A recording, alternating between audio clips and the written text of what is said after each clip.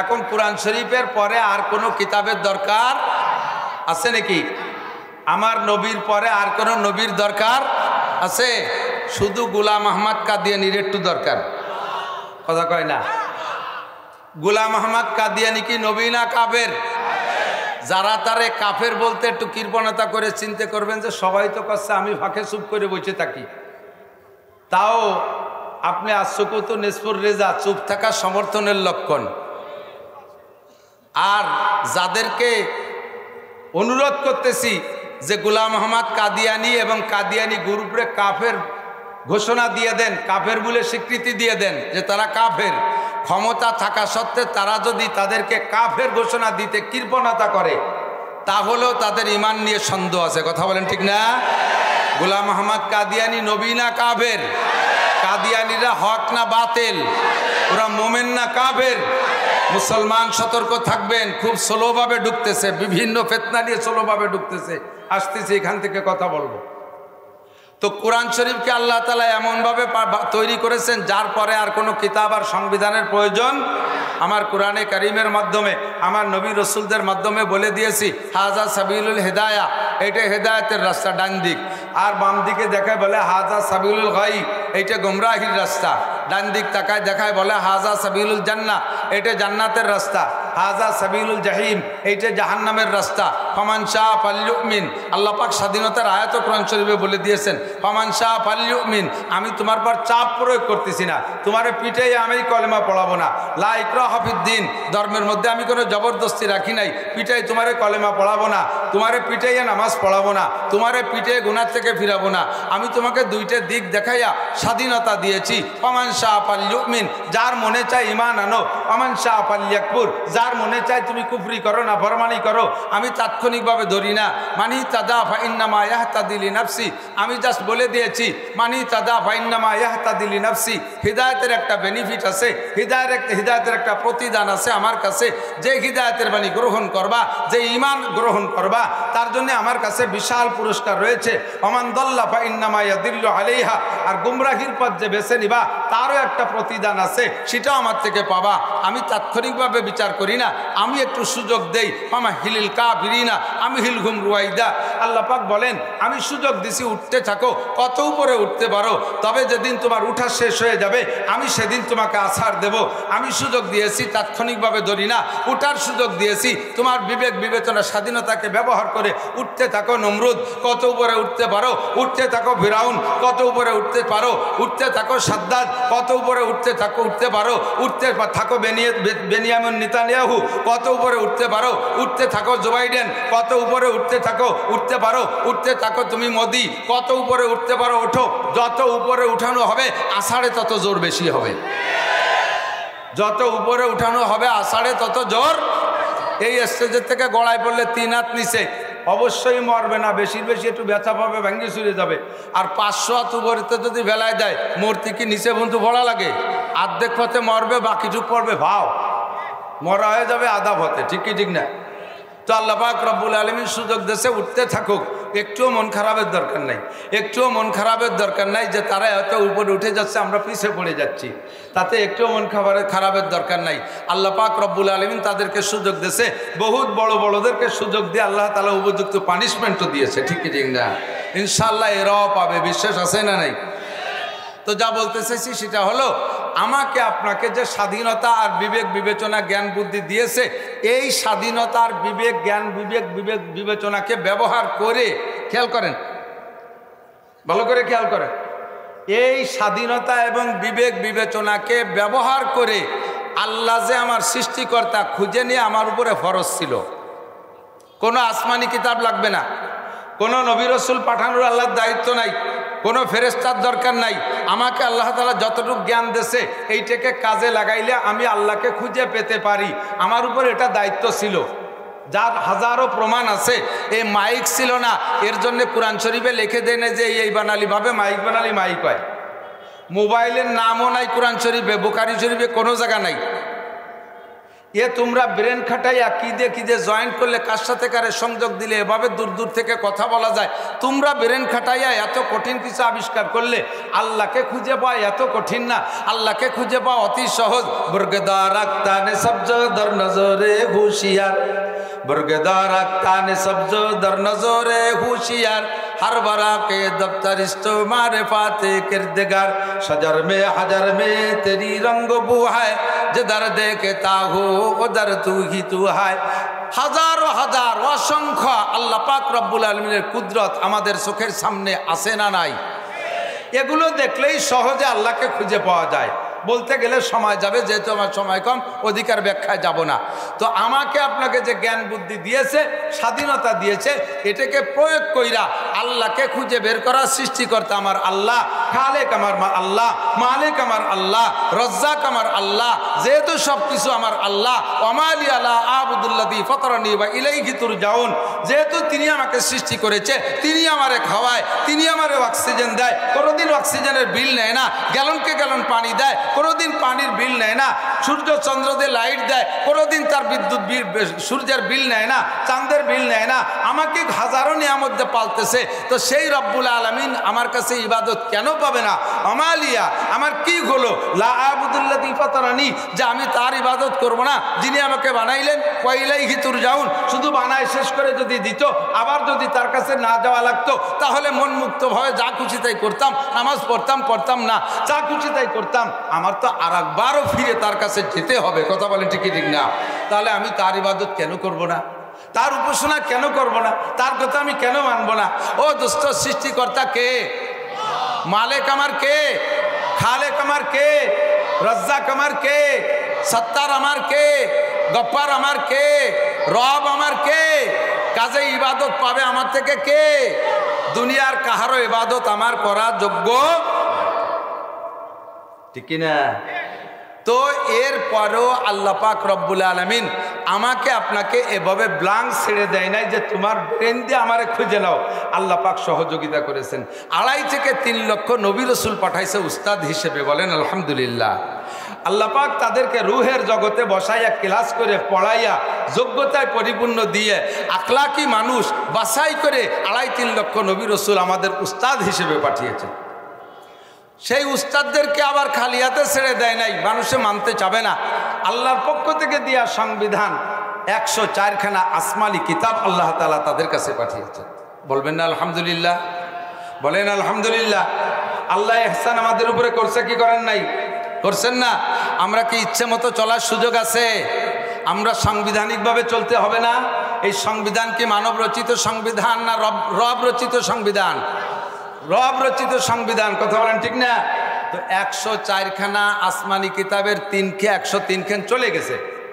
রানিংয়ে আছে কয়খান? 3 খান। তাওরাত কুরআন 3 খান চলবে।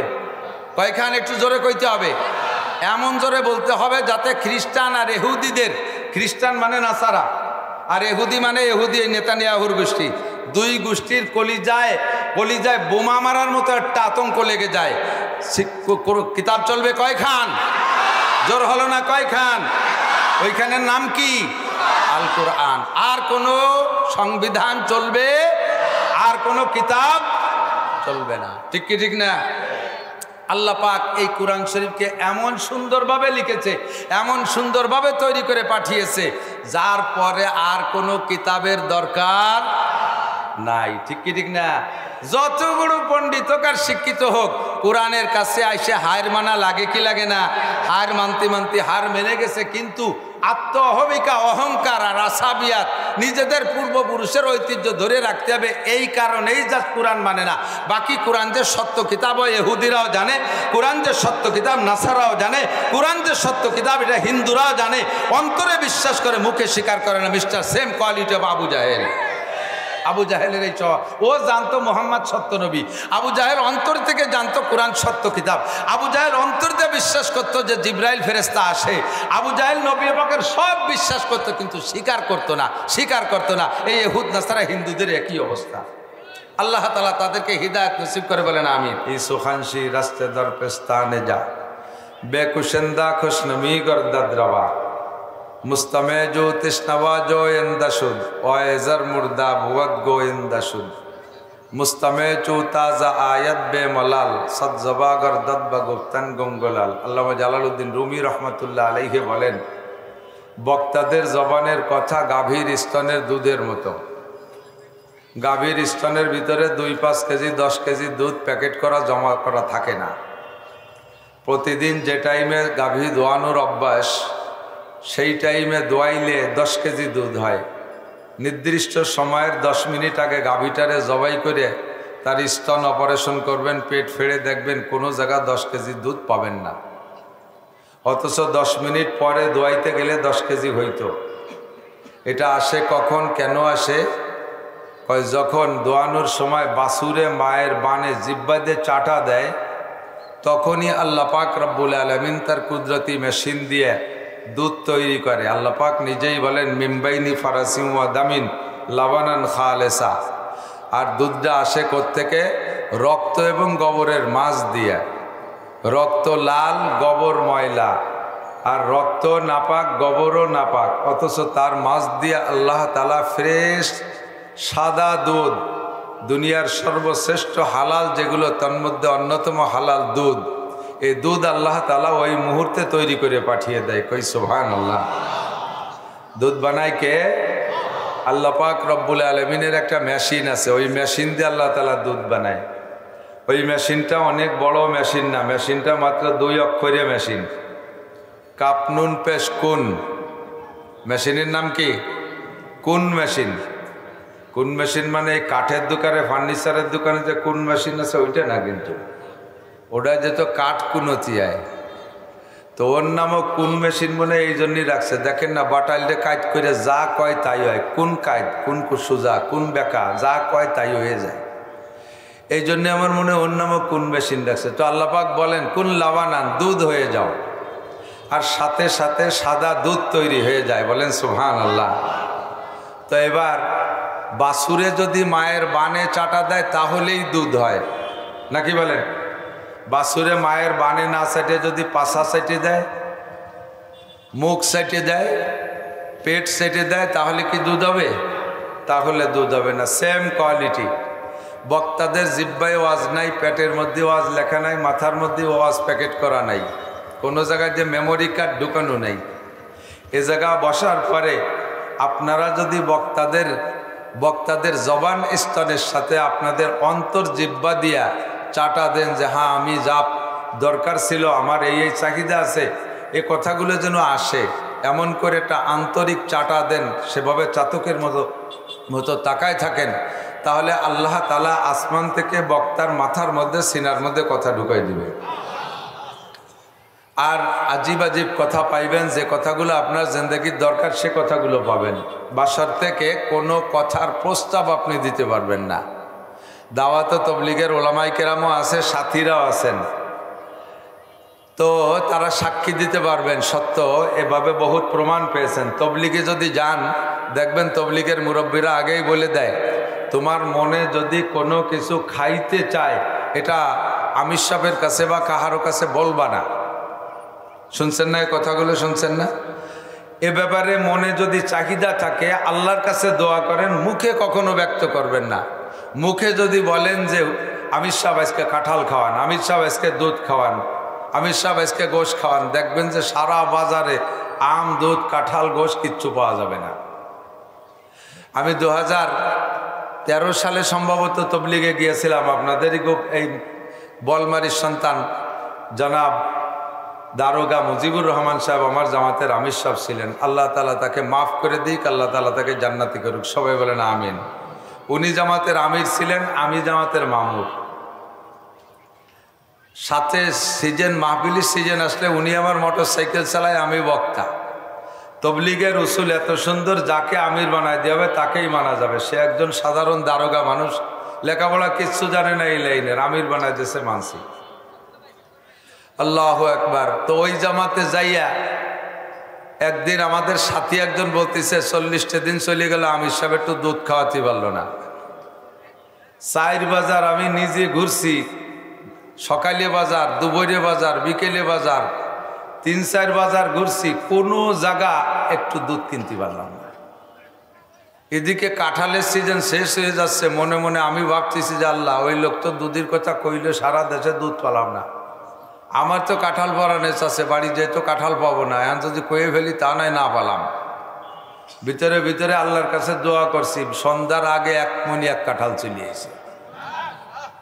তো বয়ানের জগতে এখানেও সেম, আপনারা বসে থাকবেন, কোনো বক্তার কাছে চিরকুট লিখে পাঠাবেন না।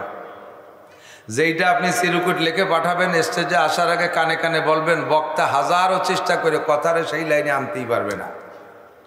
আপনার মনে যে চাহিদা আছে, ওই চাহিদা নিয়ে বক্তার দিকে অন্তর জিব্বেদে চাটা দেবেন, তাহলে আল্লাহ তাআলা আসমান থেকে নুরানি নুরানি দুধের মতো কথা আপনার দুজনে পাঠাইয়া দেবে। বলেন আমিন। প্রস্তুত আছেন তো ইনশাআল্লাহ? প্রশ্ন আপনার অনেক থাকতে পারে, সে প্রশ্নের জায়গা এটা না, এটা প্রশ্ন উত্তর মঞ্চ না। কথা আসলে কথাকে কথা ধারাবাহিকভাবে যেতে দিতে হবে। যদি আপনার কোনো প্রশ্ন কোনো বক্তার উপরে এসে যায়, তাহলে পরবর্তীতে সেটা সেরে নেবেন বক্তার সাথে যোগাযোগ কইরা। আল্লাহ তাআলা আমাদের তৌফিক দান করে।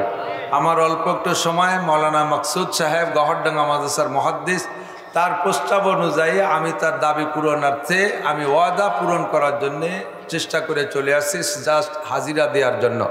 তো একেবারে হাজিরা দিয়ে তো চেহারা দেখাই চলে গেলে হবে না, আমার জন্য তো একটু সময়ও বরাদ্দ আছে। সেই হিসেবে মাত্র অল্পক্ষণের জন্য 2-4টে কথা। আল্লাহ পাক রব্বুল আলামিন আমাদেরকে রাহবারি করার জন্য, আমাদের হিদায়তের জন্য মুখস্থ ছেড়ে দেন নাই। ওলামায়ে কেরাম হাজের। তো নুরুল আনোয়ার একটা কিতাব আছে, আমরা উসুলের কিতাব পড়াই উসুলে ফেকার জন্য, ওর ভিতরে লিখছে মোল্লা জিয়ন রহমতুল্লাহ আলাইহে, উসুল লিখতে লিখতে কোনো এক কথা তালে এসে গেছে, লিখছেন যে মানুষকে আল্লাহ তাআলা যে পরিমাণ জ্ঞান দেছে, বিবেক দেছে, বুদ্ধি দেছে, এই 3টে বিবেক বুদ্ধি জ্ঞান দিয়া সাথে সাথে আল্লাহ তাআলা মানুষকে পরিপূর্ণ স্বাধীনতা দিয়েছে।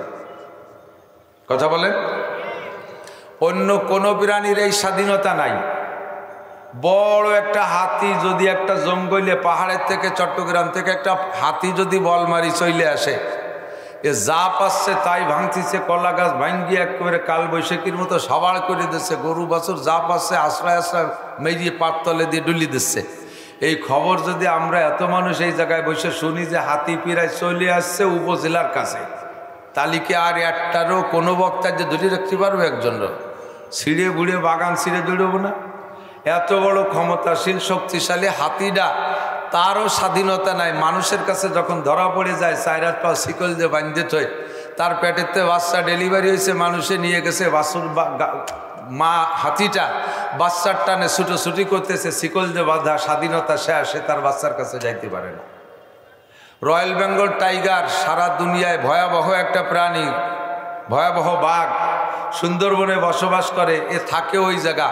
কারণবশত যদি সুযোগ পাই একটা সুন্দরবনে রয়্যাল বেঙ্গল টাইগার আমাদের মধুমতি নদী কালনা ব্রিজ পার হয়ে এই ধারে চলে আসে, আর খবর পাই যে ঢোকছে কালনা, তাহলে এই জায়গার থেকে আমরা যার যার কায়দায় নিজেকে নিজে বাঁচানোর জন্য পালানোর চেষ্টা করব কি করব না?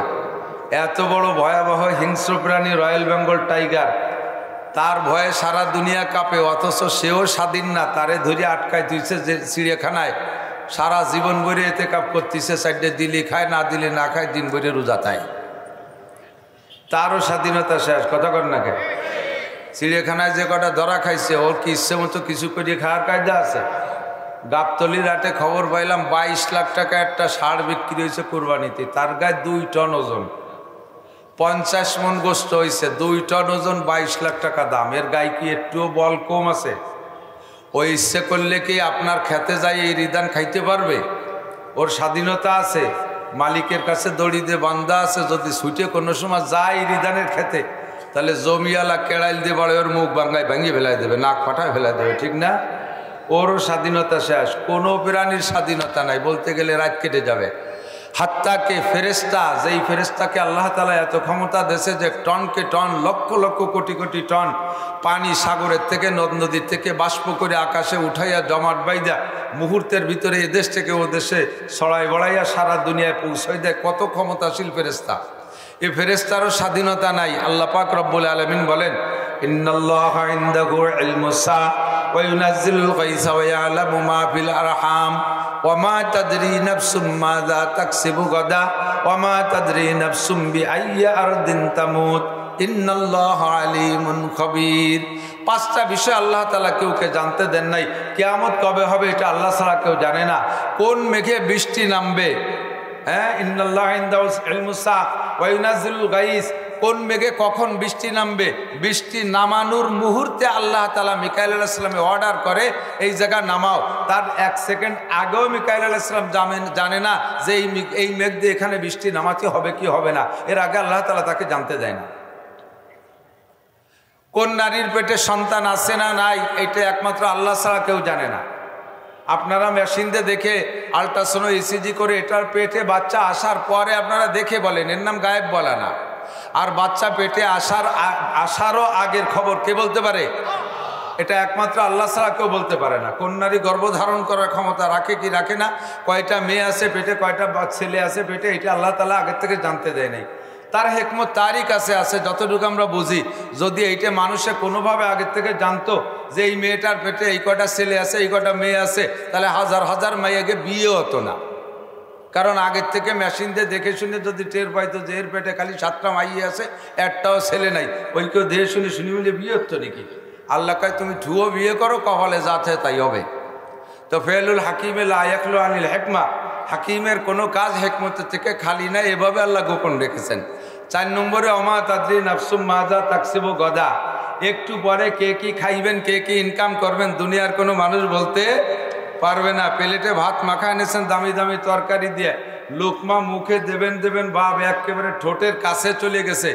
এর মধ্যে ছোট বাচ্চাটা দৌড়ে এসে কয় আব্বা আপনার সেই পুরনো মার্ডার কেসের জন্য র্যাবে বাড়ি ঘিরে ফেলাইছে, খেয়াল করেন নাই।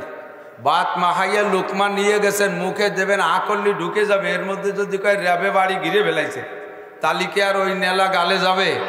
ভাত ফেলাই থুয়ে পিছনের দরজা দিয়ে পায়খানা ছাদের উপরে লাভ দিয়ে কোচর ইত্যাদি ডুবইয়া 3 মাইল দূরে যাইয়ে উঠছে বোন বাড়ি, সে বাড়ি যে দুপুরে 4টে ভান্তা ভাত। এ খবর কে জানে? মানুষে কইতে পারবেন? আগামীকাল কে কি ইনকাম করবেন বলার কোনো উপায়? একটু পরে কে কি খাবো বলার উপায়?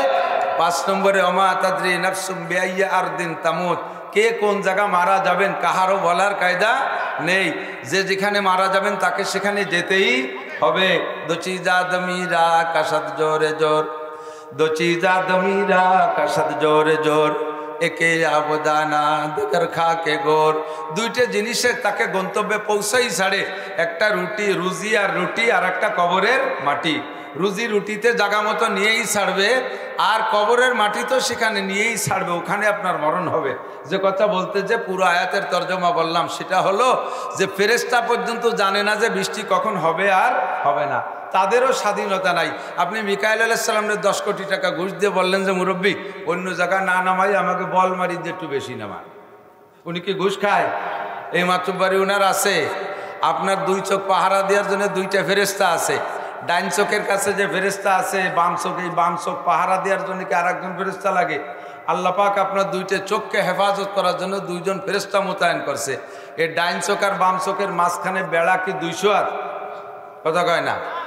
এই মাঝখানে কি সিনের ফিরাসির মতো উঁচু ফিরাসির? নাকের এই বডিটা টপকাইলেও আছে ফেরেশতা। ডাইন পাশের ফেরেশতা জীবনেও জানে না যে বাম চোখকে পাহারা দিচ্ছে, বাম চোখের ফেরেশতা জানে না ডাইন চোখকে পাহারা দিচ্ছে। এই স্বাধীনতা তাদেরকে দেওয়া হয় নাই যে তুমি তোমার গেট সাইডে অন্য গেটে যে পাহারা দেবা, তুমি তোমার অফিস সাইডে অন্য জায়গা যাবা, এই স্বাধীনতা তাদেরকে দেয় নাই।